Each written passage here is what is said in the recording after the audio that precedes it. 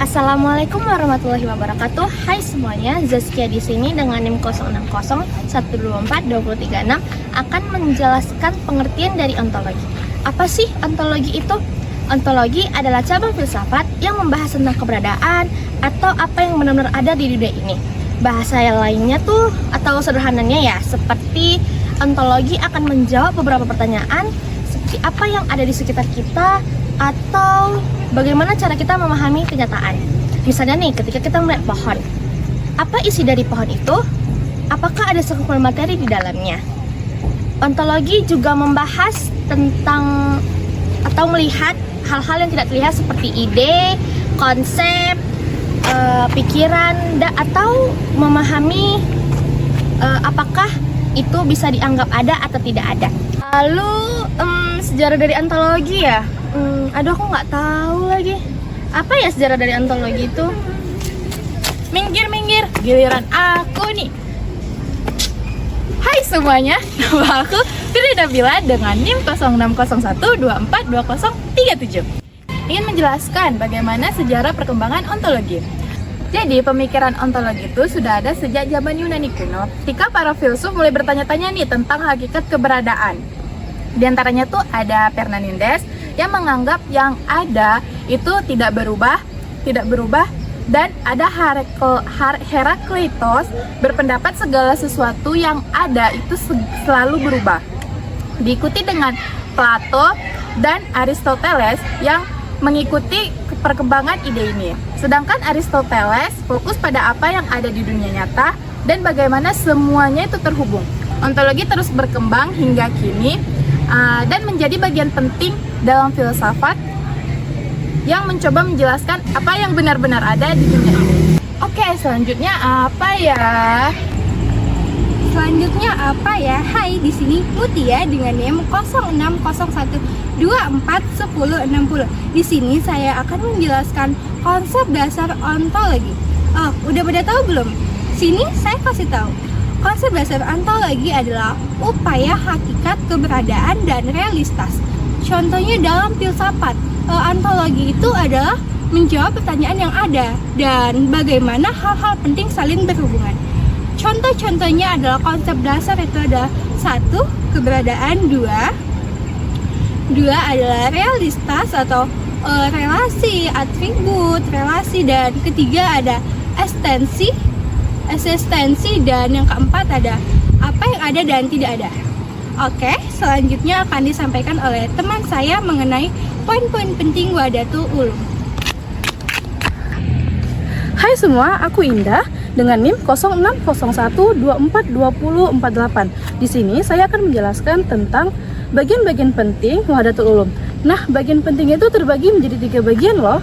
Yang pertama, ada memahami hakikat realitas, yaitu materi dan spiritual. Dan yang kedua, menyatukan ilmu-ilmu empiris dan wahyu dalam satu kesatuan. Dan yang ketiga, mengintegrasikan perspektif agama dalam memahami ilmu pengetahuan.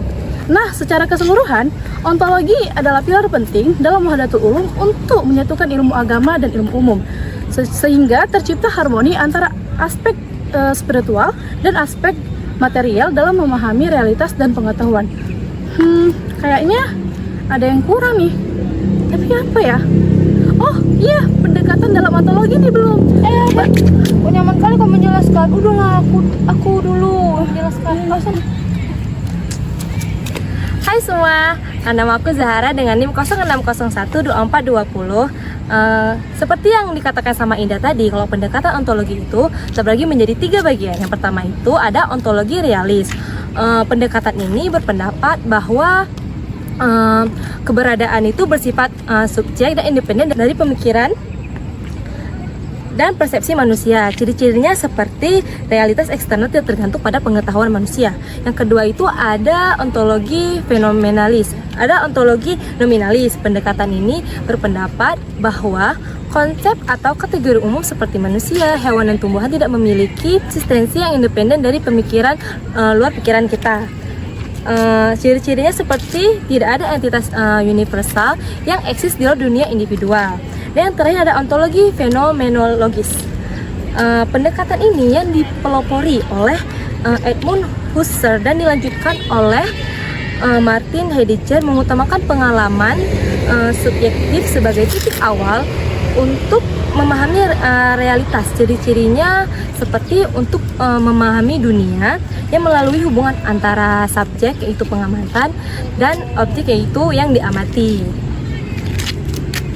Kenapa kok kasih aku aja menjelaskan bagianku lah. Oh iya, oke. Hai, Adi di sini dengan NIM 0601242035. Di sini akan menjelaskan tentang ontologi dalam filsafat modern dan ilmu pengetahuan. Ontologi dalam filsafat modern adalah filsafat yang mempelajari keberadaan secara mendalam, baik dari segi yang ada maupun keberadaan yang dapat dipahami. Sedangkan dalam ilmu pengetahuan, modern ontologi digunakan untuk membangun kerangka teoritis yang menjelaskan realitas yang dipelajari. Berbeda dari filsafat yang sering bersifat abstrak, ontologi dalam ilmu modern sering bersifat praktis dan spesifik. Ontologi dalam fisika bertanya tentang apa yang benar-benar ada di alam semesta, seperti partikel dasar, gelombang, atau ruang waktu.